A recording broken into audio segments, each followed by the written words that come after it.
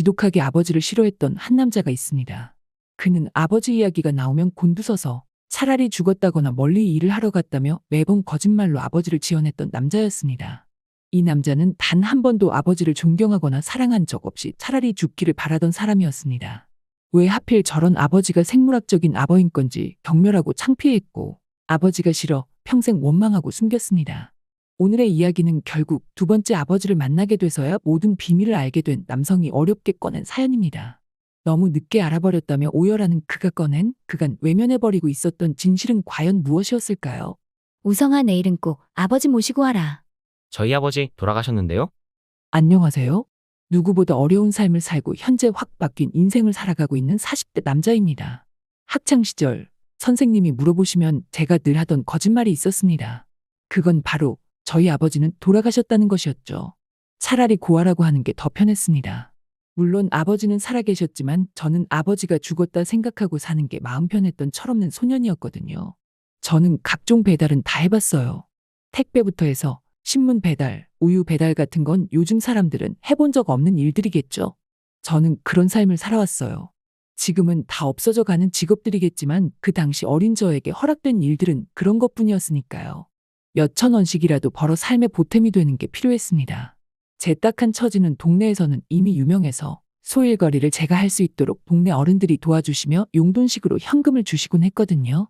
아무리 생각해봐도 그때까지 저는 한 번도 사랑을 받아본 적 없는 삶이라 생각드는 삶이었습니다.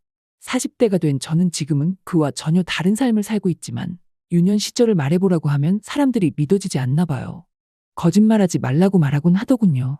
제 어린 시절을 돌이켜보면 저는 그 흔한 축구공 하나 제대로 가져본 적 없는 소년이었습니다. 갖고 싶어도 가질 수 없는 거라는 걸 알기에 갖고 싶은 걸 티내지 않는 법을 익혀야 했던 아이였습니다. 축구공이 굴러다녀야 하는 저희 세상에 굴러다니는 건 아버지의 술병들이었죠. 아버지는 매일 알코올 중독에 빠져 사셨습니다.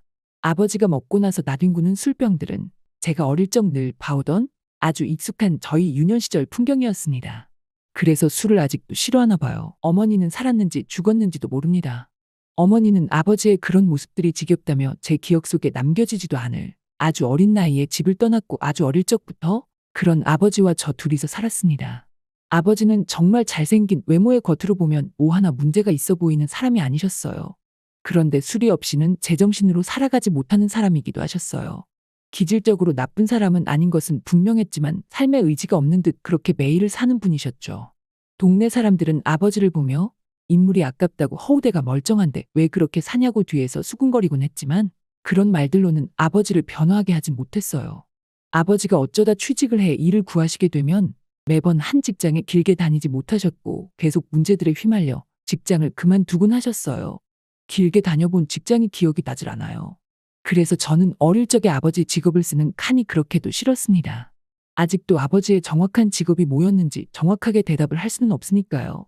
그래도 예전에는 번듯한 직장도 다닌 적이 있다고 들었어요. 제가 본 기억에는 없지만 물류회사를 다니시면서 꽤 잘 나가셨다고 들었거든요. 하지만 아버지는 결국 하지 말아야 하는 노름까지 손을 대셨어요. 알코올 중독의 노름까지 정말 최악이라고 부를 수 있는 모든 것에 총집합이라 할 수 있었습니다. 다 잃었는데 다시 그나마 모아둔 돈까지 날려 재정적으로 더 어려워졌습니다.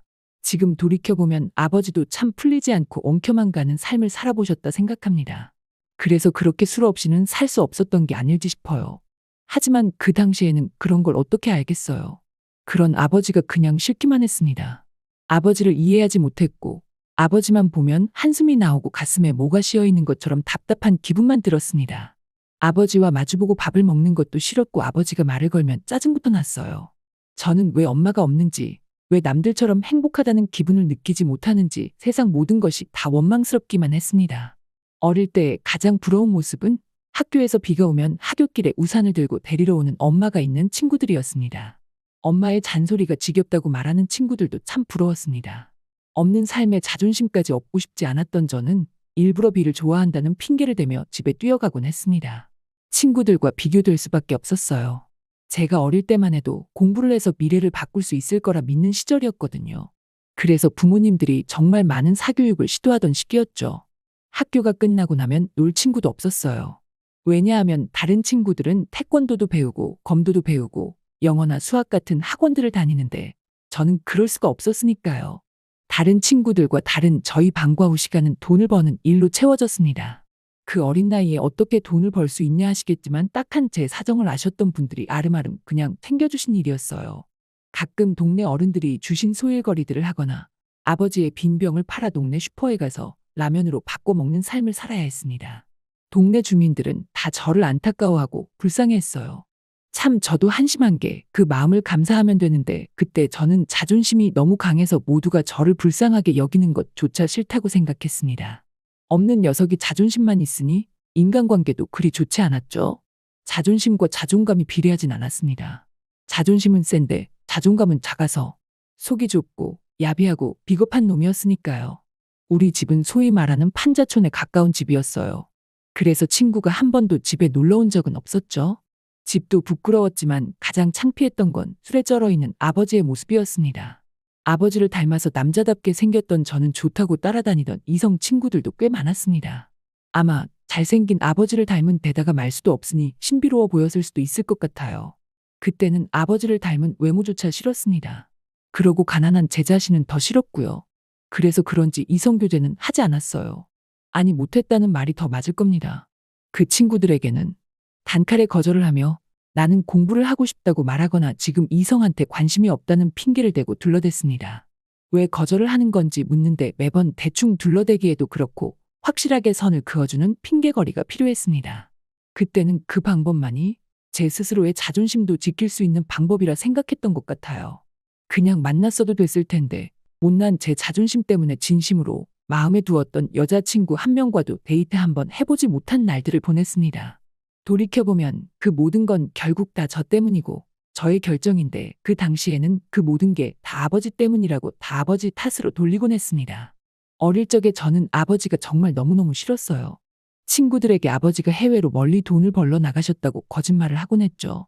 그러고 지금은 그냥 먼 친척집에 산다는 하지 않아도 될 거짓말로 매일을 메꿔 나가는 학창 시절을 보냈습니다. 친구들은 정말 그런 줄 알았던 것 같아요. 잘 살지 못하는 게 들킬까봐 일부러 더 잘 씻고 옷도 깨끗하게 입고 다니려고 노력했거든요. 그래서 학교에서는 제가 그렇게 찢어지게 가난한 집 아들인지 아는 사람은 없었죠. 그런 연극을 한 덕에 무난한 학창 시절은 보낸 것 같습니다. 특별한 놀림도 받지 않았고 친구들 사이에서 꽤나 인기도 있었으니까요. 그러던 어느 날 재개발로 인해 판자촌이 밀려야 한다는 소식이 들려왔습니다. 정말 큰 문제에 직면하고 말았죠. 저와 아버지는 갈 곳이 없었으니까요. 친척도 없었고 아버지는 친한 친구 한 명도 없었습니다. 누구에게 기대고 싶어도 도저히 기댈 사람 한 명 없는 삶이었어요. 아니 딱 한 분 계시긴 했죠. 아버지가 누구보다 싫지만 세상에 아버지와 둘뿐이라는 걸 인정해야만 했습니다. 철거를 한다고 보상금은 나온다고 하더군요. 하지만 쥐꼬리만 한 그 보상금으로 우리가 머물 새로운 공간을 찾기란 어려웠습니다. 우성이 아버지 정신 좀 차려요. 우성이를 보고서라도 똑바로 좀 살아야지. 늘 기대고 싶었던 우리 두 사람이 가끔씩 기대게 해줬던 분이 계셨습니다. 그나마 저희 편을 들고 아버지에게 바른 말을 해주던 분이 계셨어요. 그분은 우리 동네의 반장님이자 이 판자촌에서 가장 부유한 아저씨였습니다. 그 아저씨는 저를 항상 딱하게 여겨 집에서 밥을 먹고 가게 하고 아버지가 술에 취해 난동을 부릴 땐 자주 집에서 자고 가게 해주실 만큼 저를 많이 챙겨주시던 분이었습니다. 그 집에는 저와 동갑내기이자 저희 친구 진수도 살고 있었어요. 진수는 그나마 저희 모든 진실을 알고 있으면서 모른 척해주는 아주 고마운 친구였지만 그 친구는 안타깝게도 발달이 조금 모자란 친구였습니다. 또래 친구들은 매번 진수를 괴롭혔어요. 그래서 저는 진수를 괴롭히는 걸 목격하게 될 때마다 진수를 구해주곤 했습니다. 싸움을 잘했던 저는 친구들 사이에서 아무도 건들기 두려운 애였거든요. 늘 진수를 지켜주곤 했어요. 진수는 정말 착한 애였거든요. 진수와 저는 그렇게 서로의 아픔을 채워주는 사이이자 유일한 친구였습니다. 진수랑 친하냐는 친구들의 질문에 솔직히 아니라고 한 적도 있고 좀 창피하다 생각을 했던 적도 있었지만 속으로는 늘 진수를 생각하고 있었어요. 진수는 손가락에 마비가 있어 혼자서는 젓가락질도 어려웠고 단추를 끼거나 신발끈을 묶는 간단한 작업에도 어려움이 있었습니다. 저는 그런 진수를 매번 도우며 진수가 어렵거나 무서운 상황을 처하지 않도록 했습니다. 진수의 아버지이자 반장 아저씨와 진수의 어머니는 그런 저에게 항상 고마워하셨어요. 저를 아들처럼 잘 대해주셨습니다. 그런 마음을 먹으면 안 되지만 왜 내 아버지는 저 알코올 중독 인간인 걸까? 내 아버지가 이 아저씨로 바뀌면 얼마나 좋을까 그런 못난 생각들을 꽤 자주 하곤 했습니다. 사람들은 웅얼거리는 진수의 발음을 잘 알아듣지 못했지만 매번 같이 밥을 먹고 많은 시간을 보낸 저는 꽤나 진수의 말을 잘 알아들었어요. 진수는 여러 번 말을 반복하는 습관이 있었습니다. 그래도 우성이 아버지 사랑해야 돼. 아버지는 너 사랑한다. 나는 다 봤다. 이런 소리를 계속해서 반복하곤 했어요. 하루는 유독 그런 말을 반복하길래 진수에게 버럭 소리를 지르면서 말했습니다. 우리 아버지 이야기 다시는 내 앞에서 꺼내지 마. 돌아서 집으로 간 적도 있었습니다. 남의 입에서 아버지 이야기가 나오는 게 왜 그렇게 싫었을까요? 반장 아저씨의 도움으로 우리는 아저씨의 새로운 보금자리에 작은 방을 얻어 월세를 내며 살 수 있게 되었습니다. 아저씨에게는 늘 감사하긴 했지만 그래도 집주인이라는 커다란 존재였기 때문에 저에게는 늘 다가설 수 없는 큰 산처럼 보였어요. 마치 아버지는 저 위에 있는 빌딩 꼭대기의 사람이고 저는 반지하에 있는 사람처럼 느껴졌죠. 그런데 이런 아저씨와 더 심적으로 멀어짐을 느낄 수밖에 없게 된 사건이 생겼습니다.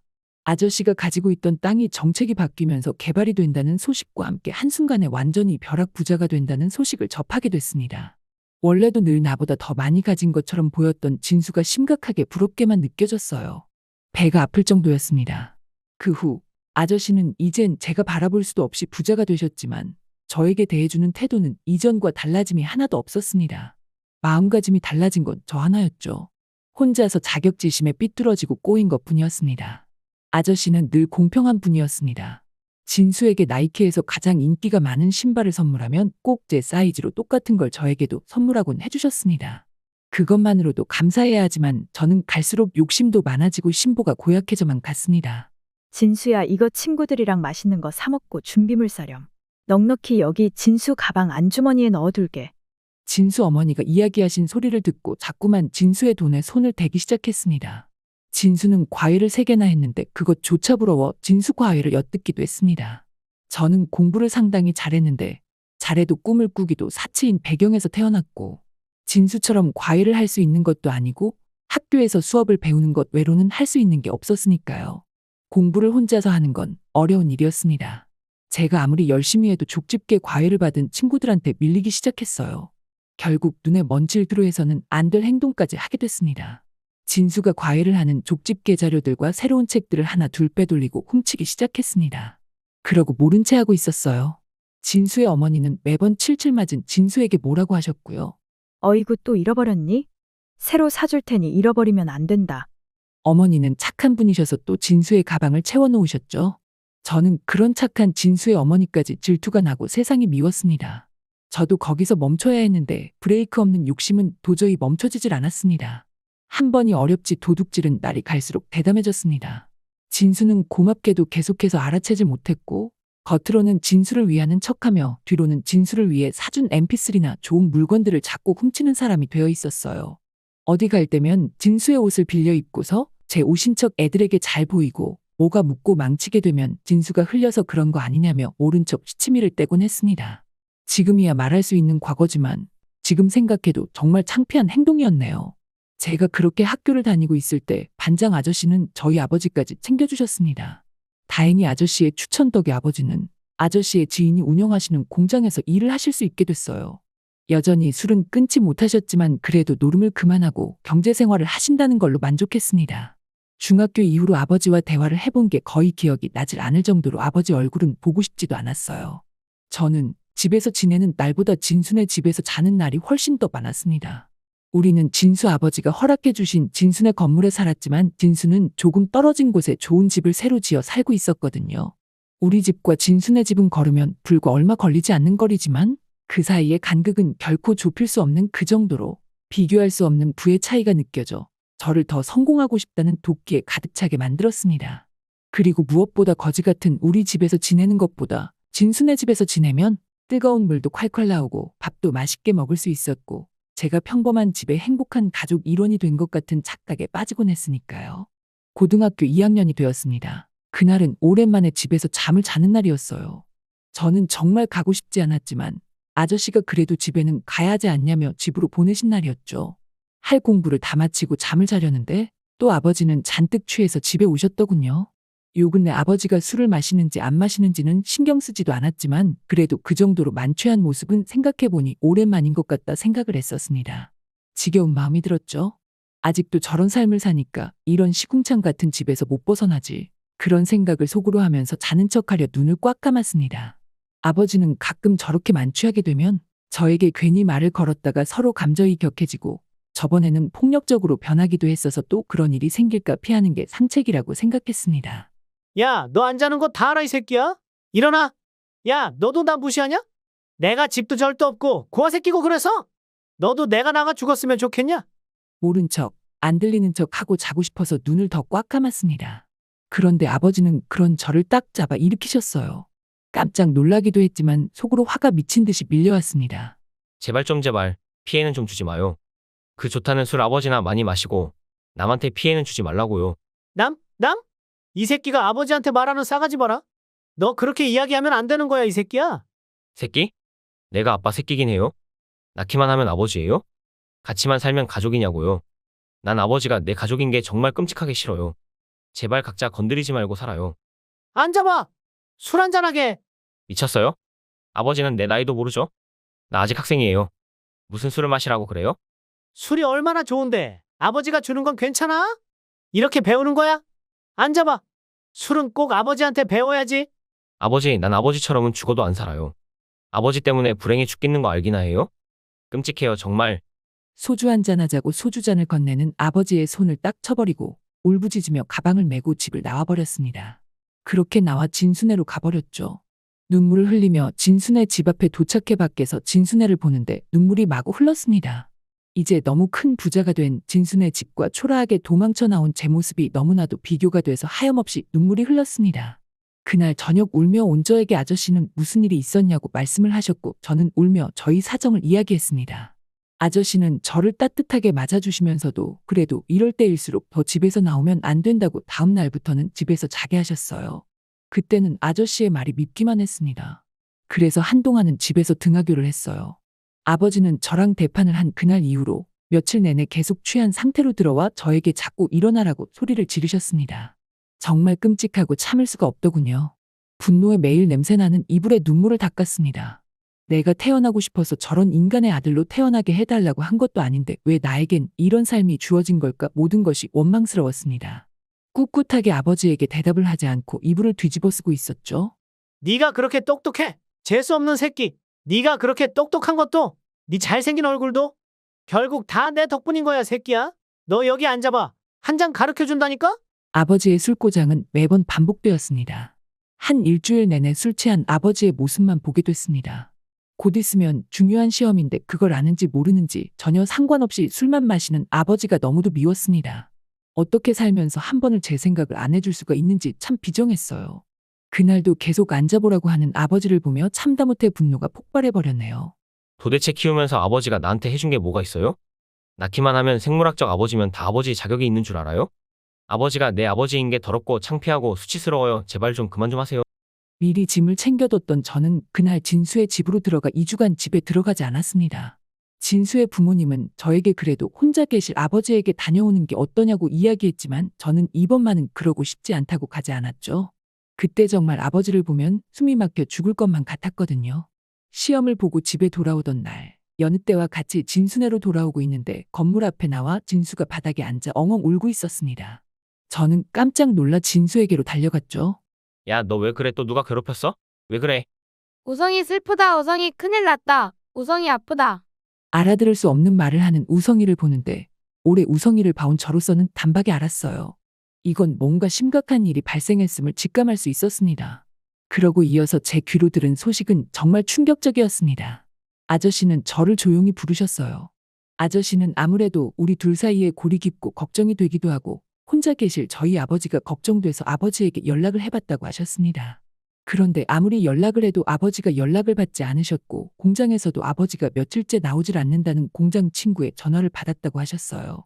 혹시나 다시 노름에 손은 댄 건 아닌지 걱정되는 마음에 오늘 일을 하다 낮에 저희 집을 찾아가셨다고 했습니다. 아저씨가 집에 들어가자 술병이 나뒹구르고 있었고 그 사이 홀로 술병 옆에 그대로 누워 돌아가신 지 며칠이 지나 보이는 아버지를 발견하셨다고 했습니다. 그래서 경찰을 부르고 수습을 하고 이제 오신다고 하셨죠. 어차피 제가 올 시간도 다 됐고 시험도 보는 날이라 따로 학교에 전화를 하지 않았다고 하시면서요. 더 자세한 설명을 들었습니다. 아버지는 급성 심근경색이셨어요. 심근경색은 누가 주변에만 있었어 빠르게 병원만 갔어도 살릴 수 있었을지 모르는 병이라고 하는데 제가 아버지를 돌아보지 않았기 때문에 결국 아버지는 홀로 쓸쓸하게 술병 옆에서 생을 마감하시게 된 것이었죠. 그것도 별로 떨어져 있지도 않은 바로 가까운 곳에서 그렇게 아버지는 며칠이나 혼자 그렇게 누워있다가 결국 아저씨 덕에 발견되신 거였습니다. 저는 그 사이에도 한 번도 집에 가볼 생각이나 아버지 걱정을 해본 적도 없었다는 사실에 제 스스로에게 큰 실망감과 적잖은 충격을 받게 되었습니다. 아버지를 사랑하지 않는다고 생각했는데 제 마음을 저조차도 잘 모르겠더군요.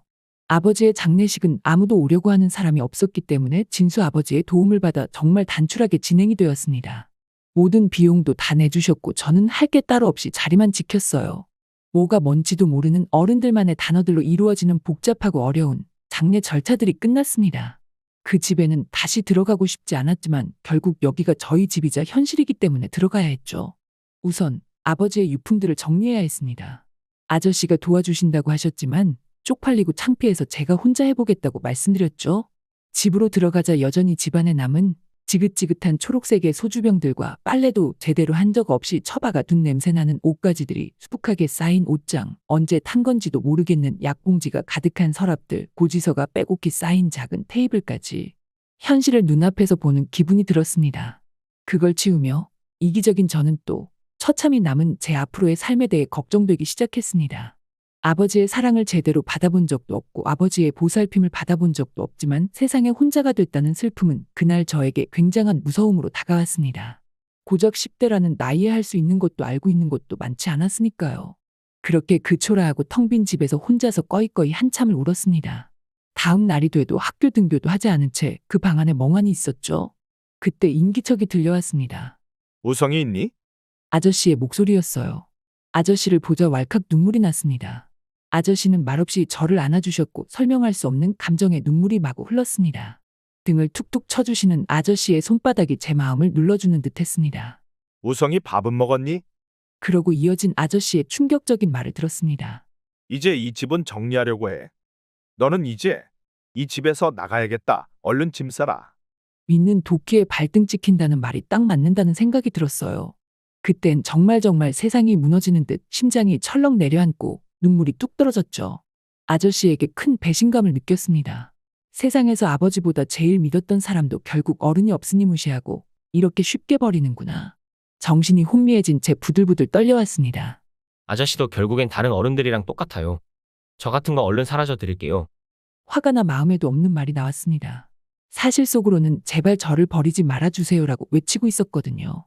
인사도 없이 나간 저를 따라오는 아저씨의 발걸음 소리가 성큼성큼 들리기 시작했습니다. 아저씨는 앞서가는 제 몸을 확 잡아당겨 돌리며 있는 힘껏 제 뺨을 확 내려치셨습니다. 너무도 아팠지만 놀라서 아무런 말도 못했습니다. 이젠 때리기까지 하세요. 너 언제까지 이렇게 삐뚤게 살래? 짐 싸 당장. 여기 말고 우리 집에 가서 살자는 소리다. 그따위 마음으로 살 거면 너 알아서 하고 제대로 살아볼 거면 나를 따라 우리 집으로 가. 대신 제대로 살아야 할 거다. 다신 그따위 예의 없는 태도로 사는 거 이제는 허락 못한다. 제가 오해를 했던 사실도 놀랐지만 처음 보는 아저씨의 무서운 모습에 아무 말도 하지 못하고 아저씨만 빤히 쳐다보고 있었죠. 아저씨는 묵묵히 저희 짐을 함께 싸더니 제 손을 잡아 진수의 집으로 데리고 가주셨습니다. 장례가 있는 사이 진수네 집안에 비어있던 방 하나를 싹 새로 도배를 하고 제 방으로 만들어주셨더군요. 그것도 진수보다 훨씬 더 좋은 가구들로만 놔주시면서요. 믿을 수가 없어 놀라기만 했어요.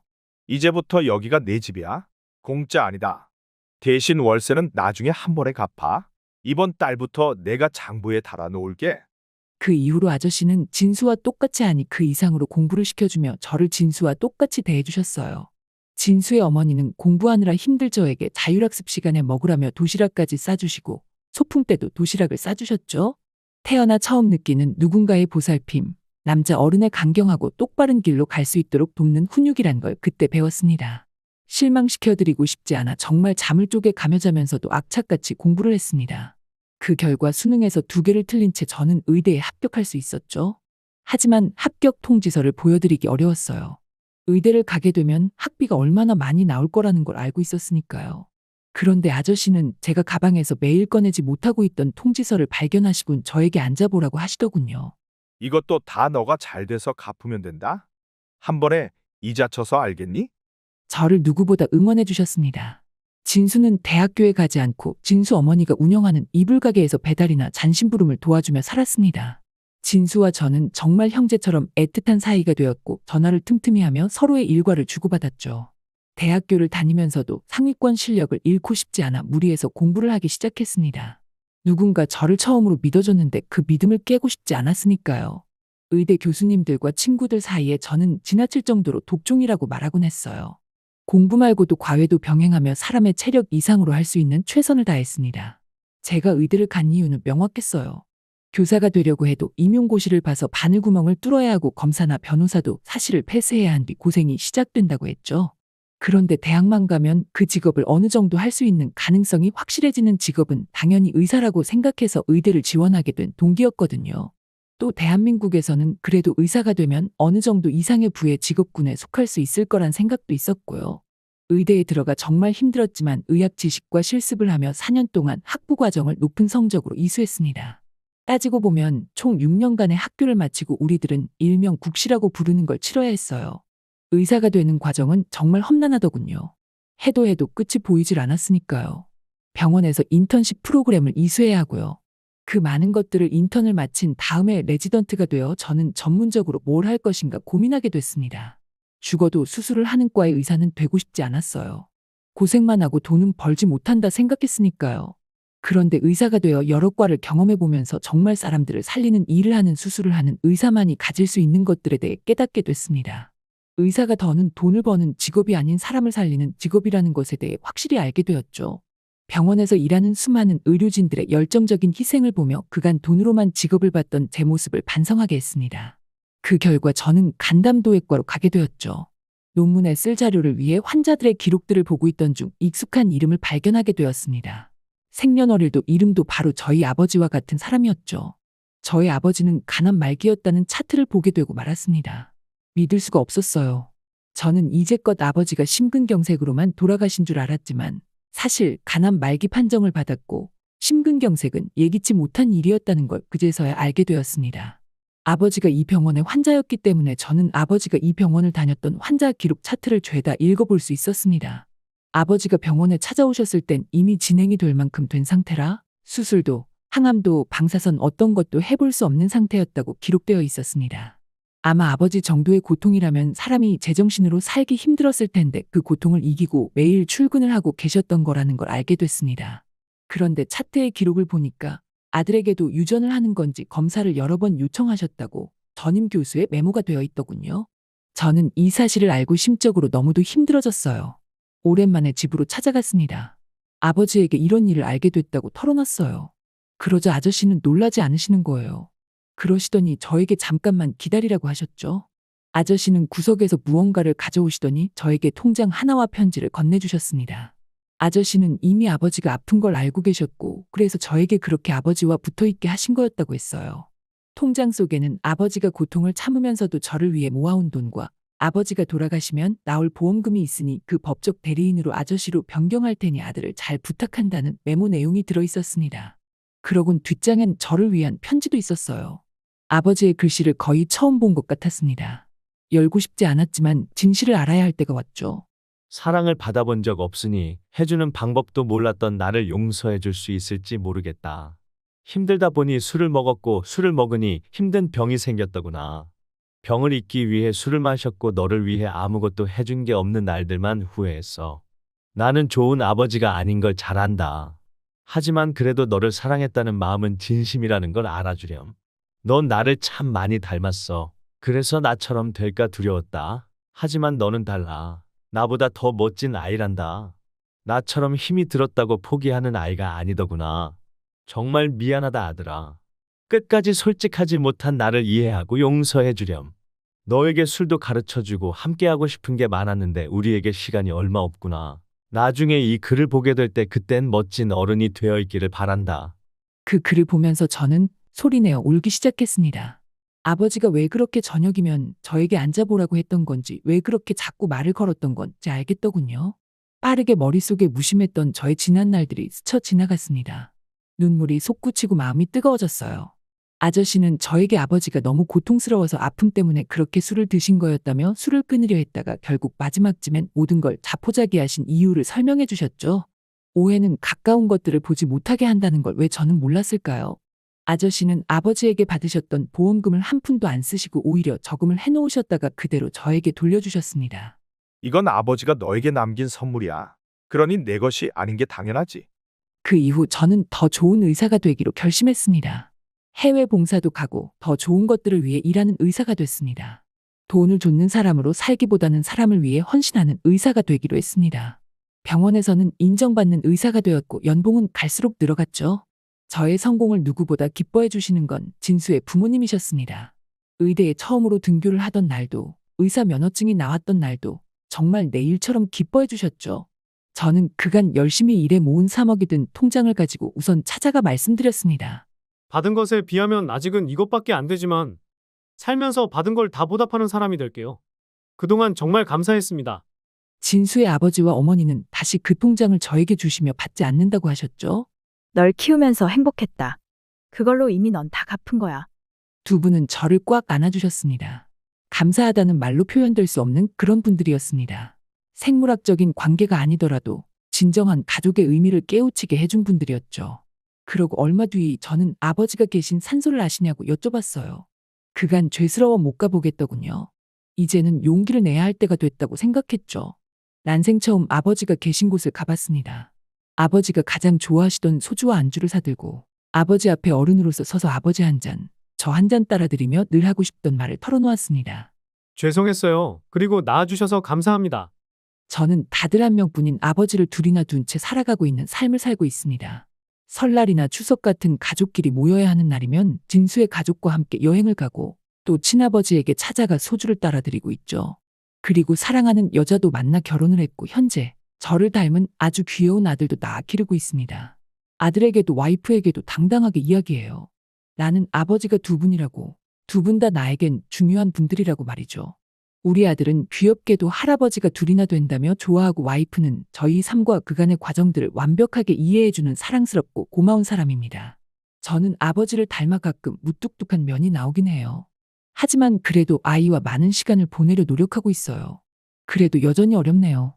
아들을 낳아보니 아버지가 되는 게 마음먹은 대로 쉽게 흘러가지 않는다는 걸 깨달아가고 있거든요. 저는 돌이켜보면 내가 최고로 불행한 삶을 산다고, 내 편은 하나도 없다고, 나는 불행하니까 이쯤은 불친절하고 삐딱해도 된다고 여기며 스스로 거짓말을 하면서도 그게 합당하다고 여기며 사는 날도 있었습니다. 하지만 그거 아세요? 제가 진수 가방에서 손을 대던 것들을 진수도, 진수의 부모님도 모두 알고 계셨던 거 말이에요. 세상엔 결코 혼자서 이룰 수 있는 게 없다는 걸 알았습니다. 누군가를 진심으로 위해주고 응원해주는 마음이 결국엔 세상에서 더 좋은 사람이 되고 싶게 만드는 힘이 되어 주더군요. 여러분도 혹시 지금 저희 과거처럼 캄캄한 터널 속을 지나고 계신 분이 있나요? 그렇다면 명심하세요. 불행하기 때문에 더는 희망이 없다는 이유로 당신마저 당신을 사랑하지 않은 채 놓아버리지 마시길 바랄게요. 세상에는 결코 당신 혼자가 아닐 거거든요. 제가 경험해본 바로는 분명히 그렇습니다. 그리고 그럴 때일수록 당신만은 당신 스스로의 편이 되어줘 보세요. 그러면 언젠가는 보일 거예요. 당신 말고도 당신을 진심으로 위하는 사람이 누가 있는지 말이에요. 사연자님, 마지막 아버지 편지 부분에서 정말 눈물이 왈칵 쏟아질 만큼 감동적이어서 크게 감명을 받았습니다. 그 편지를 읽어보지 않았다면 평생 오해하고 살 뻔했는데 이제라도 진실을 알게 되었다니 정말 다행입니다. 아버지와 아들의 관계는 조금 특별한 것 같아요. 아버지와 아들의 사랑은 말로 표현은 하지 않지만 묵묵히 희미한 등불을 밝히고 있는 영웅 같은 그런 존재잖아요. 그게 가정마다 다 다른 형식으로 표현될지 몰라도 결국 아버지는 인생의 좌표에 크게 영향을 끼치는 사람이 아닐까 싶어요. 왠지 그래서 사연자님께서 의사가 되신 게 아닐까요?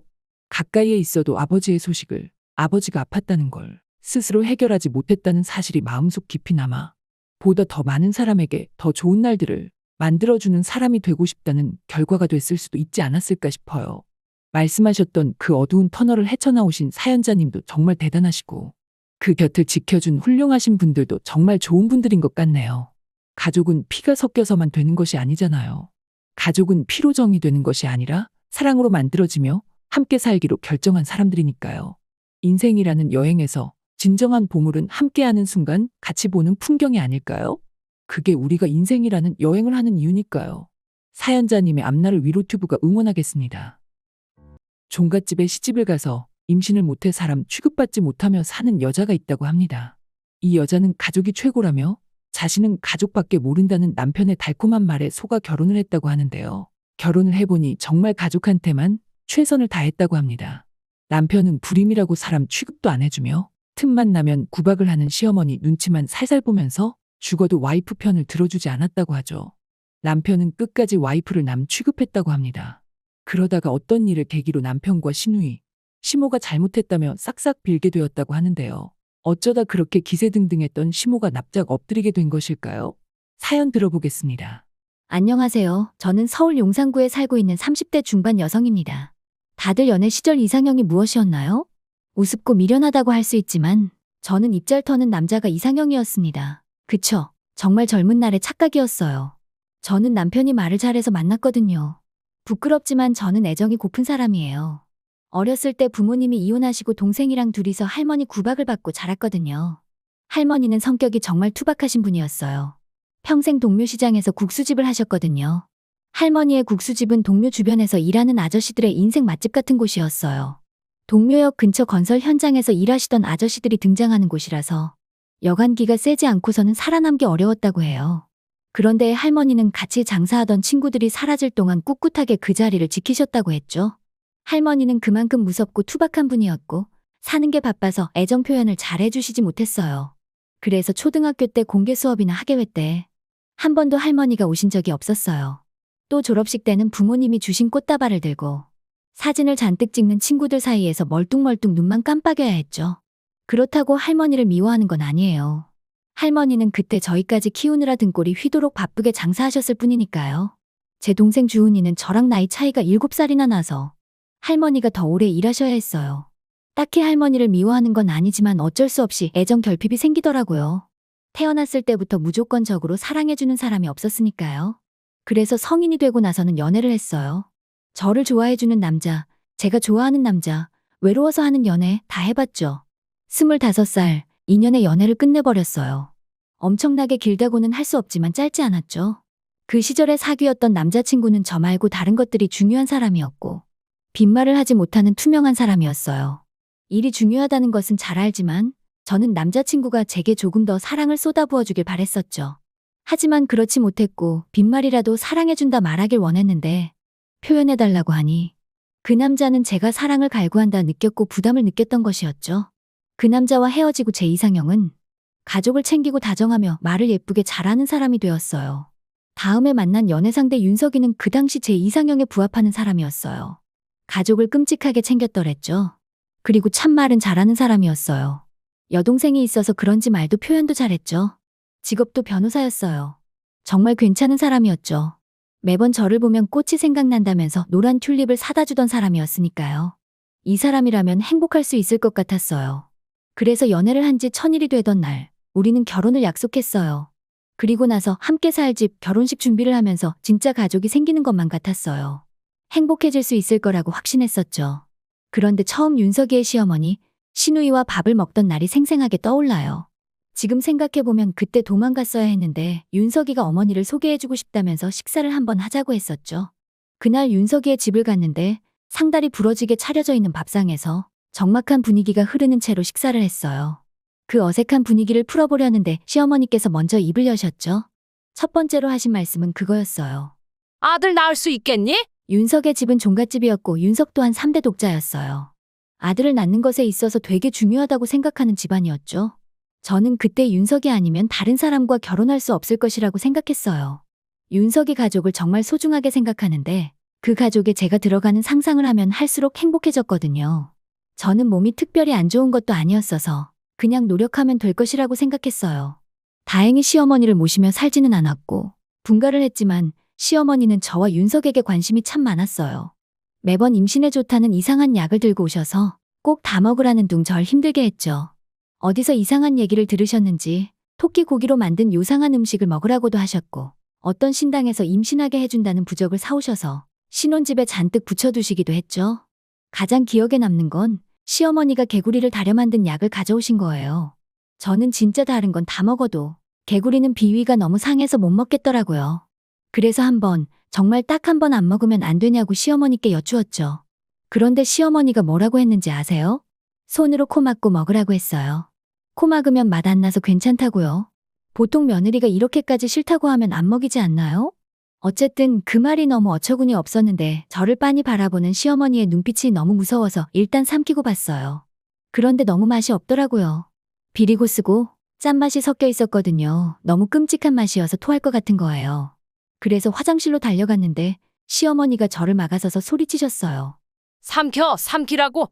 그 말에 진짜 너무 서러웠죠. 너무 싫다는데, 진짜 너무 싫다는데 어떻게 그럴 수 있죠?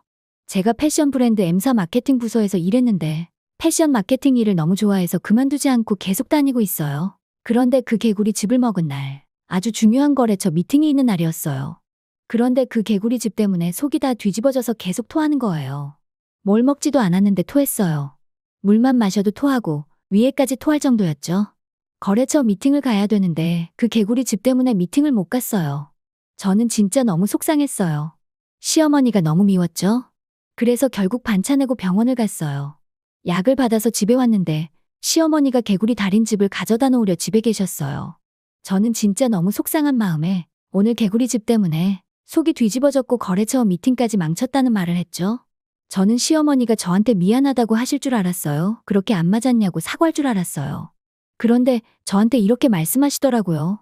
그러게 진작 회사 그만두라고 했잖아. 사실 시어머니는 제게 계속 회사를 그만두라고 하셨거든요.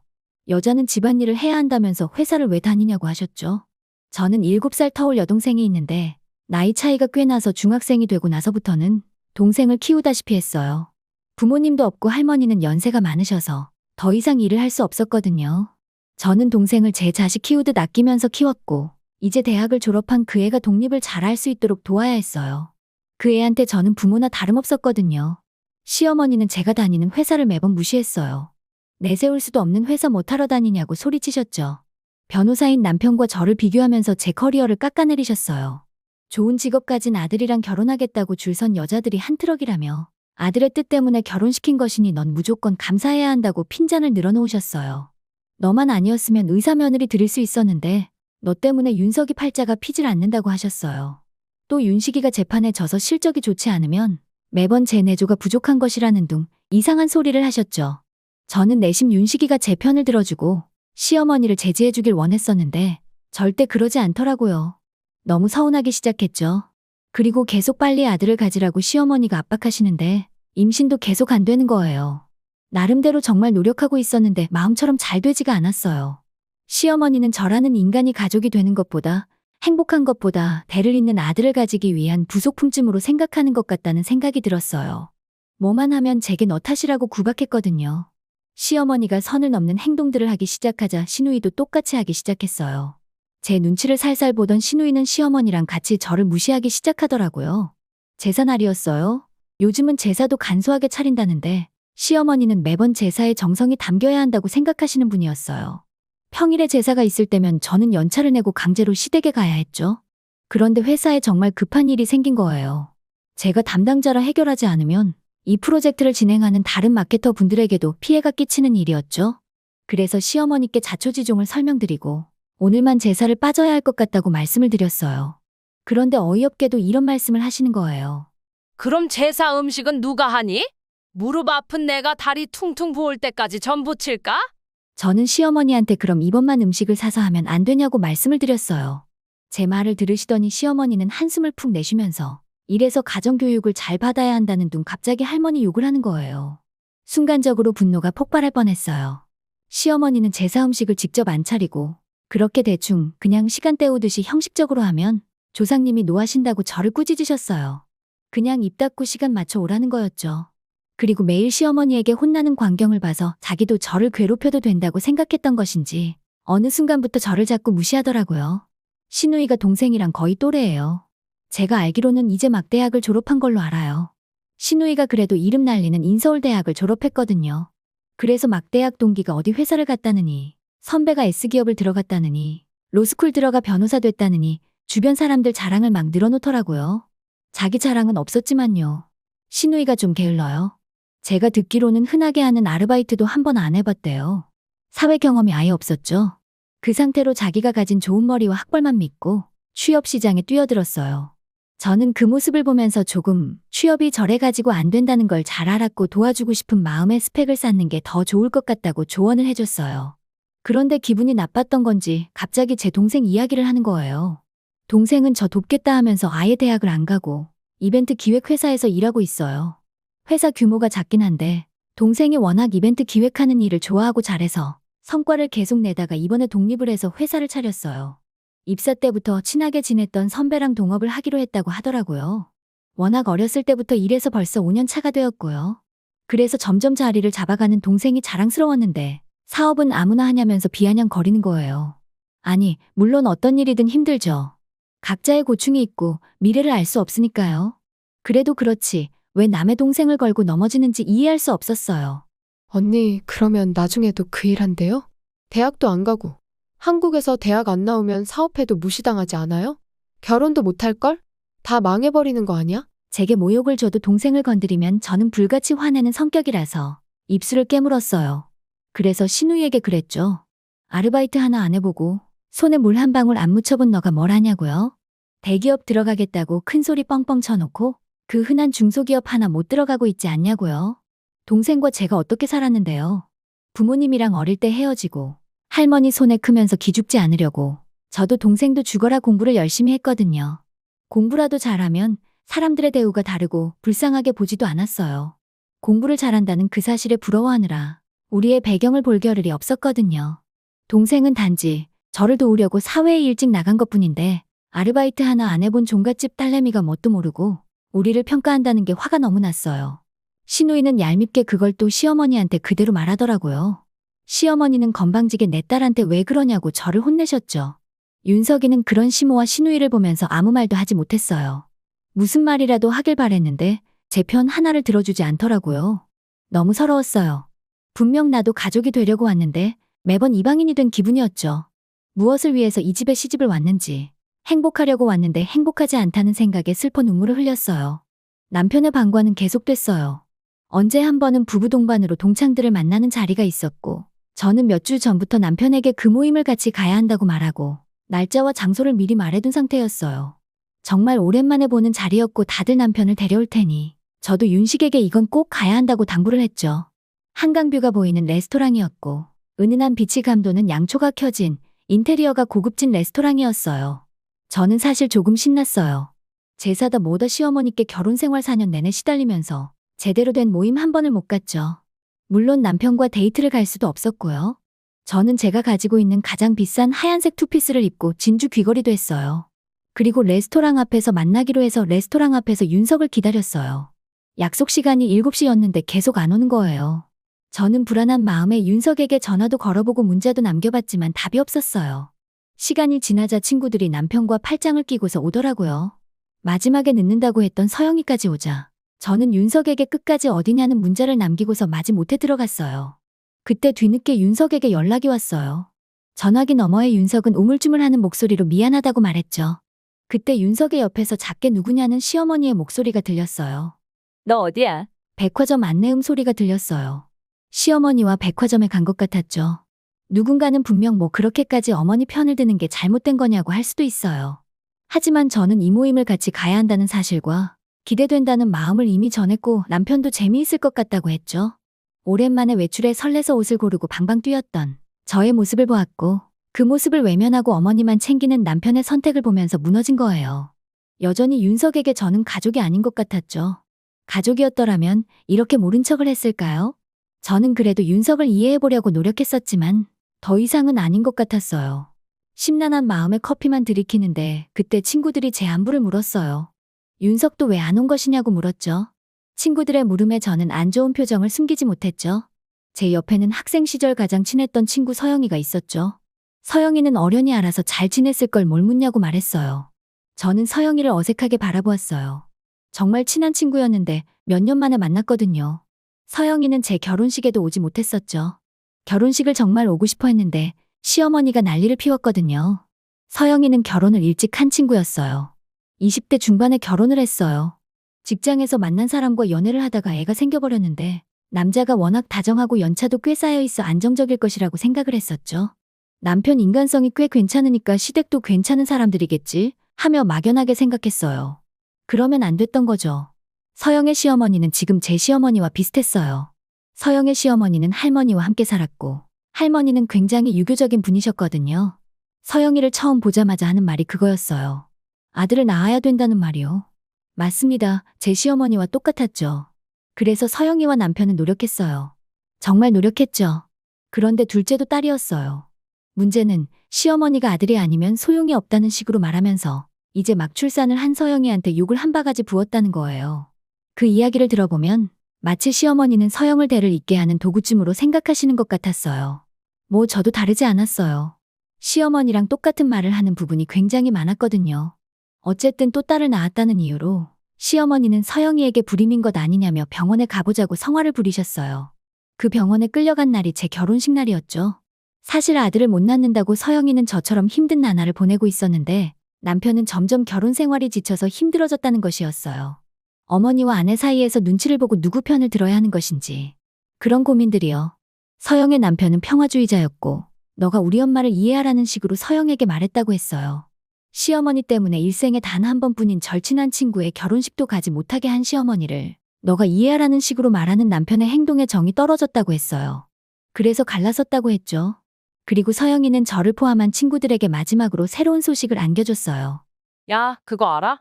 나 재혼하고 바로 아들 가졌잖아. 아이를 임신했다는 소식이었어요. 서영은 첫째를, 전 남편은 둘째 딸 양육권을 나눠 가졌어요. 그리고 다른 남자와 재혼을 했죠. 서영은 어쩌면 그렇게 아들 낳으라고 한 구박 때문에 가질 수 있었던 아이도 가지지 못한 것 같다는 말을 했었죠. 서영은 행복해 보였어요. 왜인지는 모르겠지만 후련해 보였죠. 저는 생각에 잠겼어요. 단순히 시어머니 탓을 하면서 서러웠는데 이 팔자를 고치고 싶다는 생각이 들었어요. 이 상황을 벗어나고 싶다는 욕망이 생겨버린 것이었죠. 집으로 돌아가니 남편 윤석은 제 눈치를 살살 봤어요. 듣자 하니 시어머니가 혼자 백화점을 가기엔 다리가 아프셔서 어쩔 수 없었는데 너랑 약속이 있다고 말했는데도 꼭 안 가도 되는 거 아니냐고 말해서 어쩔 수 없었다는 말을 했어요. 저는 시어머니와 윤석 사이에서 이런 일이 생기면 항상 시어머니에게 화가 나는 것보다도 윤석이 너무 미웠어요. 형체 없고 알 수 없는 감정이었지만 왜 그렇게 자꾸만 윤석이 미운지 몰랐는데 서영을 보니 알 것도 같았어요. 시어머니는 그저 시어머니일 수 있지만 윤석은 제가 사랑하고 믿어서 결혼했던 것이었으니까요. 이 사람이라면 사랑받을 수 있을 것 같아서였으니까요. 그런데 어머니 옆에 선 남편을 보니 이제는 그럴 때가 아닌 것 같았습니다. 저는 윤석과 그만해야 되겠다는 생각을 했어요. 하지만 이렇게 힘없이 그냥 나갈 수는 없었죠. 아이도 못 가진다며 여자 구실도 못한다는 식으로 저를 욕먹인 시어머니에게 복수를 하고 싶었어요. 저는 그래서 아이를 못 가지는 게 너무 걱정된다면서 윤석을 데리고 산부인과로 향했죠. 불임검사를 하기로 했어요. 느낌인 거지만 제게 문제가 있다는 생각이 전혀 들지 않았거든요.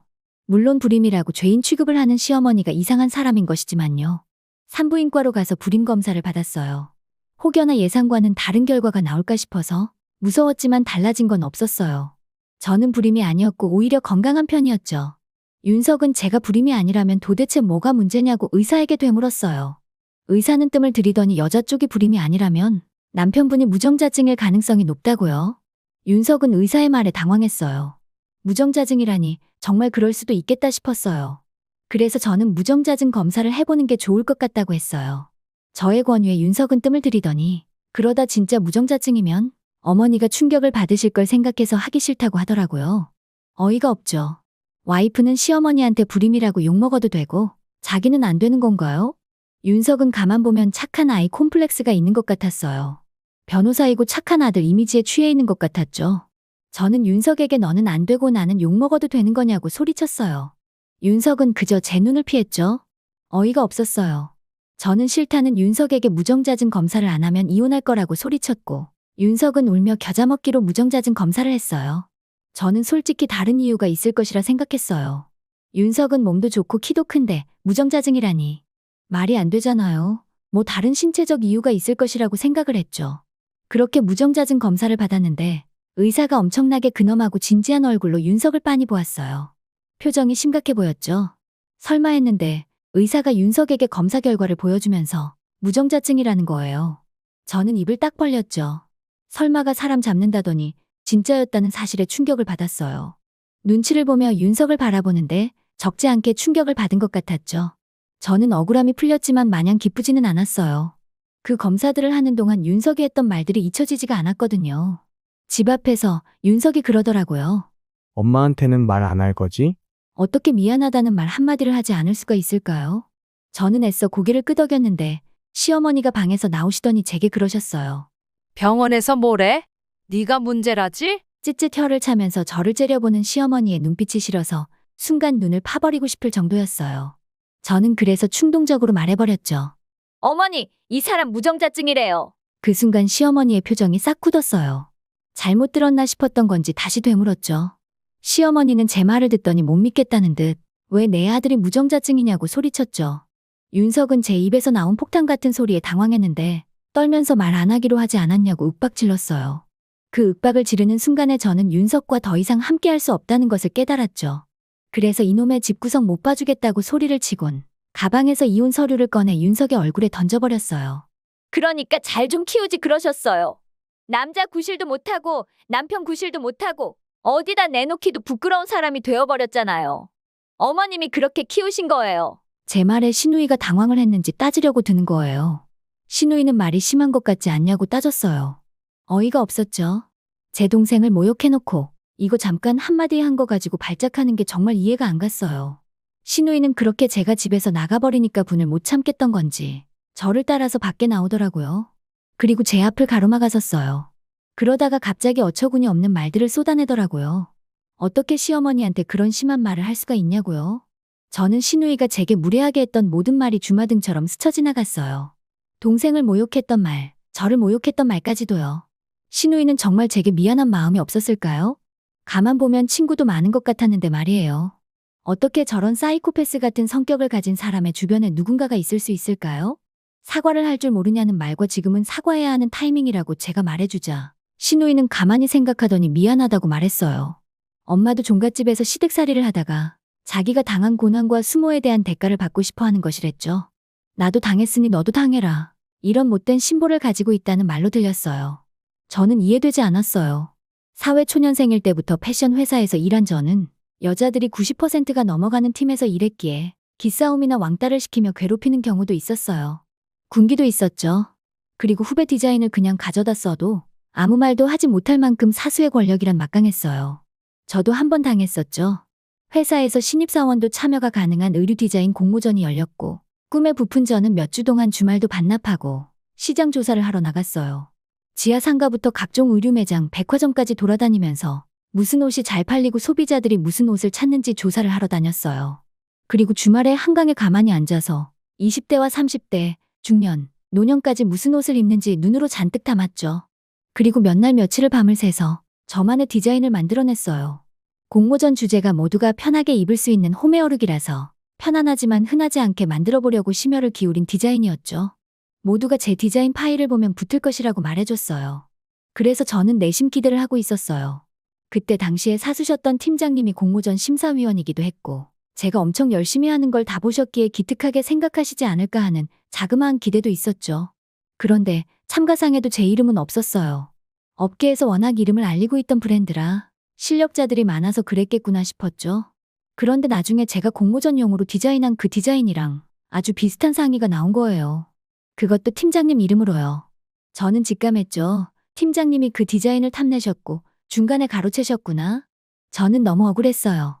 그래서 의회 제기를 해보려고 공모전에 제출한 메일 흔적을 찾아보기도 하고 그 디자인이 제 것이라는 증거를 찾으려고 이곳저곳 뛰어다녔음에도 저는 팀장님을 이길 수 없었어요. 어쩌면 당연했어요. 회사 체제 자체가 팀장 중심으로 기획하는 체제이고 팀장이 생각보다 힘을 많이 가지고 있었으니까요. 되려 자기가 디자인을 훔친 거라고 생각하냐며 저를 노골적으로 괴롭히기 시작했죠. 그 시절들은 정말 힘든 시절이었고 힘들게 버텼어요. 힘들게 버텼으니 후배들에겐 물려주지 말아야겠다는 생각뿐이었죠.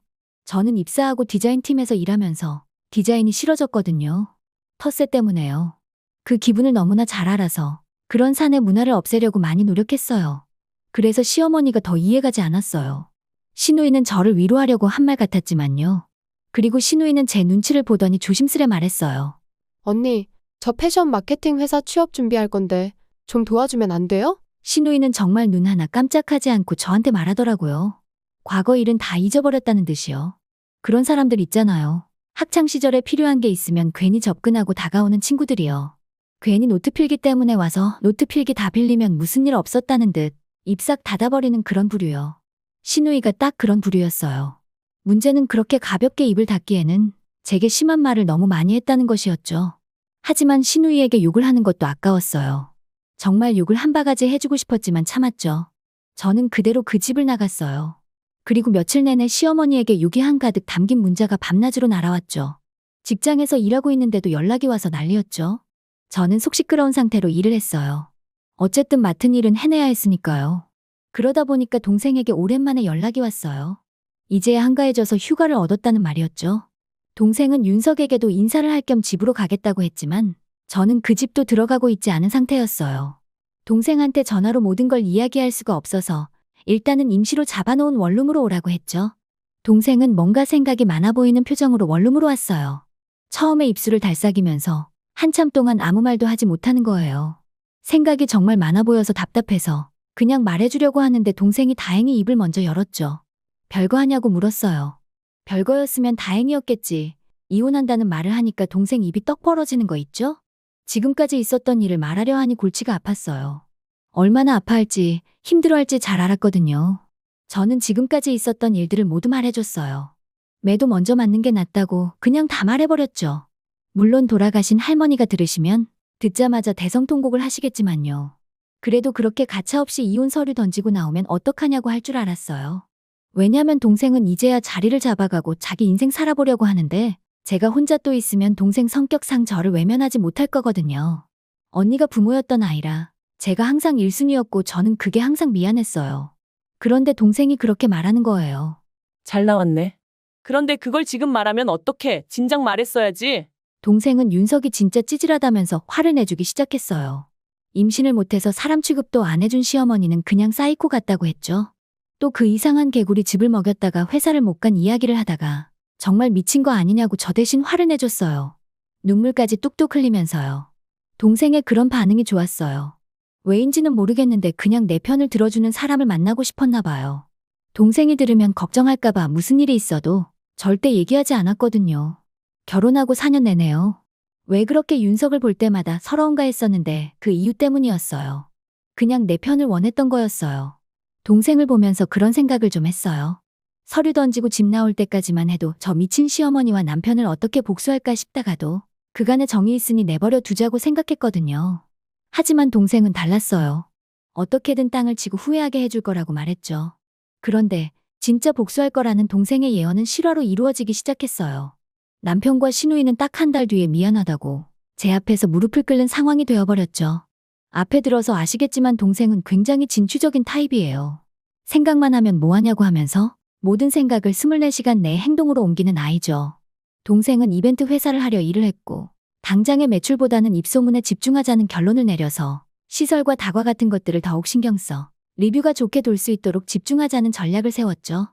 그렇게 날이 갈수록 동생의 회사는 번창해갔고 직원까지 늘려야 될 정도로 회사가 잘 되기 시작했어요. 동생은 전국적으로 다니며 파티를 개최하는 일을 하러 다녔고 여러 마케팅 회사 담당자도 슬슬 안면을 트기 시작했었죠. 동생이 워낙 사업 수완이 좋으니까 매력을 느끼고 다가오는 남자들도 생겨나기 시작했어요. 일도 잘하고 다정다감한 사람인데 나이까지 어리니까 남자들 눈에도 대단해 보였던 거죠. 동생은 맞선도 꽤 들어왔는데도 그런 인위적인 만남이 너무 싫어서 싹 다 거절해버렸어요. 자연스럽게 만날 수 있는데 왜 굳이 그런 어색한 자리에서 시작해야 하냐는 것이었죠. 그러다가 민준 씨라는 사람을 일하다가 만났나 봐요. 칵테일 팝업 스토어를 진행하면서 같이 협업 프로젝트를 하게 되었는데 동생한테 첫눈에 반한 거죠. 민준은 동생과 비슷한 인생을 살아왔더라고요. 20살부터 혼자 호프집 아르바이트를 하면서 술 제조 방법을 배웠고 5년째 되던 해에 돈도 꽤 많이 벌었고 독립해야겠다는 생각에 아주 작은 칵테일 바를 열었다고 해요. 그러다가 술맛이 특별하다는 소문이 자자해져서 매장이 커졌고 팝업 스토어까지 열게 될 정도로 사업이 번창하게 된 케이스였다고 해요. 공통점이 많아 즐겁게 대화를 하고 있었는데 갑자기 신우이가 들어오더라고요. 동생이 워낙 신우이를 볼 일이 없어서 신우이는 동생을 처음에 알아보지 못했을 거예요. 그런데 눈썰미가 좋은 제 동생이 신우이라는 걸 딱 알아보고 주먹에 힘부터 들어갔다고 했었죠. 신우이는 헐레벌떡 뛰어와 제 동생과 민준의 앞에 섰어요. 알고 보니 민준과 신우이는 대학 선후배 사이였고 넣는 회사마다 자꾸 서류 합격조차 되지 않았어요. 어쩌면 당연했죠. 학벌만 믿고 밑빠진 독에 물 붓듯이 지원만 계속했을 테니까요. 그런 신우이와 대학 시절에 친했던 민준은 자신의 회사에서 한번 일해보겠냐고 제안했고 신우이는 그렇게 무시하던 중소기업에 들어가게 되었다고 했어요. 어이가 없었죠. 스타트업을 운영하는 제 동생을 그렇게 무시하더니 낙하산으로 스타트업에 입사한 거잖아요. 더 대박인 건 자기가 비용 처리 담당이라고 법인카드로 밥 먹고 커피 먹고 놀러 다니면서 막 긁고 다니다가 딱 걸려버린 거예요. 민주는 봐줄 생각 없으니까 나가라고 소리쳤죠. 오빠, 아니 대표님, 제발요. 진짜 다신 안 그럴게. 나 지금 월급 생각하고 지른 카드값만 300이란 말이야. 동생이 있든 말든 급했는지 신우이는 민준에게 싹싹 빌기 시작했고 동생은 그런 상황이 재밌다는 듯 신우이를 빤히 보기만 했대요. 그러다가 뭔가 익숙했는지 동생을 딱 봤는데 아는 얼굴이었던 거죠. 그때는 제 이야기를 다 들은 후였고 동생은 한심하다는 듯 신우이를 내리깔아봤다는 거예요.